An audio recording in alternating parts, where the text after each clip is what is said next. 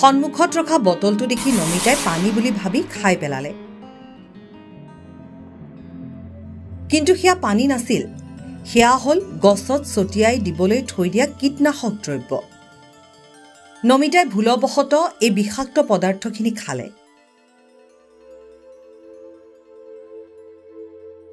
নমিতাৰ অৱস্থা দেখি মাকে নিমখীয়া পানী আনিবলৈ দৌৰি গ'ল।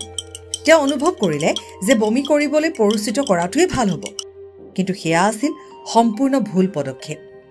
ইয়াৰ ফলত লাভতকৈ অধিক ক্ষতিহে হ'ব। আজিৰ বিষয় হৈছে বিষক্ৰিয়াৰ বাবে প্ৰাথমিক চিকিৎসা, first aid for poison injection. বিষ এনে এক পদাৰ্থ যি শৰীৰত প্ৰৱেশ কৰিলে অস্থায়ী বা স্থায়ী ক্ষতিৰ সৃষ্টি কৰিব পাৰে। ক্ষতি মানে শৰীৰৰ ক্ষতি, অসুস্থতা বা আনকি মৃত্যুও হ'ব পাৰে। বিষাক্ত পদাৰ্থ, ঔষধ, বিষাক্ত খাদ্য, কেৰাচিন, ফেনাইল বা এচিডৰ দৰে পৰিষ্কাৰক পদাৰ্থ বা আনকি পঁইতাচোৰা আৰু নিগনি মৰা ৰাসায়নিক পদাৰ্থও হ'ব পাৰে। কোনটো বিষয়বস্তু আৰু কিমান পৰিমাণৰ খাইছে ইয়াৰ জৰিয়তে আমি গম পাম ইয়াৰ প্ৰভাৱ কিমান সোনকালে আৰু কি ধৰণে পৰিব ভুক্তভোগীৰ ওপৰত।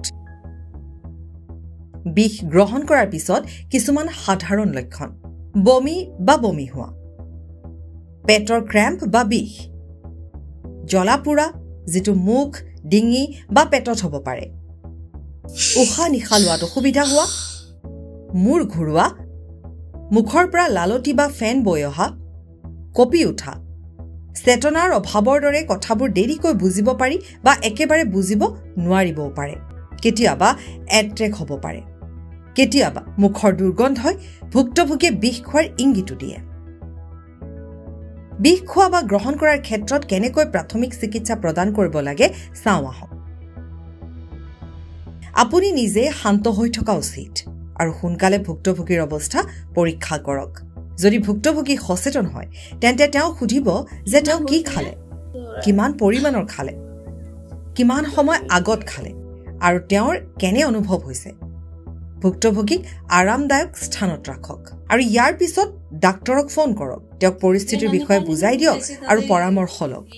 যদি সেই বিষাক্ত বস্তুটো আপোনাৰ চাৰিওফালে আছে তেন্তে আপুনি নিজে ইয়াৰ নাম আৰু পৰিমাণ পৰীক্ষা কৰা উচিত। এই তথ্যই চিকিৎসকৰ সহায়ৰ বাবে উপযোগী হ'ব। ইয়াৰ পিছত লগে লগে তেওঁক চিকিৎসালয়লৈ লৈ যাব লাগে, লগত বিষাক্ত পদাৰ্থটোও লৈ যাওক। যদি বিষাক্ত পদাৰ্থটোৰ বিষয়ে কোনো তথ্য নাই তেন্তে সময় নষ্ট নকৰাকৈ ভুক্তভোগীক চিকিৎসালয়লৈ লৈ যাওক। যদিহে ভুক্তভোগীক চিকিৎসালয়লৈ লৈ যোৱা সম্ভৱ নহয় তেন্তে তৎক্ষণাত এম্বুলেন্স মাতিব লাগে। ফোনত স্পষ্টকৈ কওক যে ভুক্তভোগীয়ে বিষ সেৱন কৰিছে। যদি উশাহ নিশাহ লোৱাত অসুবিধা হয়, মূৰ ঘূৰাইছে বা ভুক্তভোগী অজ্ঞান হৈ পৰে তেন্তে ৰিকভাৰী পজিশ্যন দিয়ক আৰু পৰিস্থিতিৰ ওপৰত ধ্যান দিয়ক। যদি ব্যক্তিজন অচেতন হৈ থাকে তেন্তে মূৰটো অলপ ওপৰলৈ তুলি মূৰটো পিছলৈ বেকা কৰি দিব। তেখেতৰ উশাহ নিশাহ পৰীক্ষা কৰক। যদি ভুক্তভোগীয়ে উশাহ নিশাহ লোৱা নাই তেন্তে পলম নকৰাকৈ CPR দিয়া আৰম্ভ কৰক। এম্বুলেন্স অহালৈকে বা উশাহ নিশাহ নোলোৱালৈকে CPR দি থাকিব। মুখেৰে মুখত উশাহ দিবলৈও চেষ্টা নকৰিব। ৰোগীক চিকিৎসালয়লৈ নিয়াৰ সময়ত চিকিৎসাত সহায় কৰিবলৈ বিষাক্ত পদাৰ্থটোৰ নমুনা এটা লগত লৈ যাব। আৰু কিছুমান গুৰুত্বপূৰ্ণ কথা: বিষাক্ত পদাৰ্থ খোৱা ব্যক্তিক খাবলৈ বা পানীয় একো নিদিব। বমি কৰাবলৈ চেষ্টা নকৰিব। ইয়াৰ ফলত বিষাক্ত পদাৰ্থটো শ্বাস-প্ৰশ্বাস নলীত প্ৰৱেশ কৰি হাওঁফাওঁৰ ক্ষতি কৰিব পাৰে। দুৰ্ঘটনাতকৈ সাৱধানতা ভাল। বিষাক্ত পদাৰ্থ সাৱধানে ৰাখক। বিষাক্ত পদাৰ্থ আৰু ঔষধ শিশুৰ হাতত নলগাকৈ আঁতৰত ৰাখিব লাগে। আপোনজনে যদি আত্মহত্যাৰ কথা কয় তেন্তে গুৰুত্ব সহকাৰে লওক।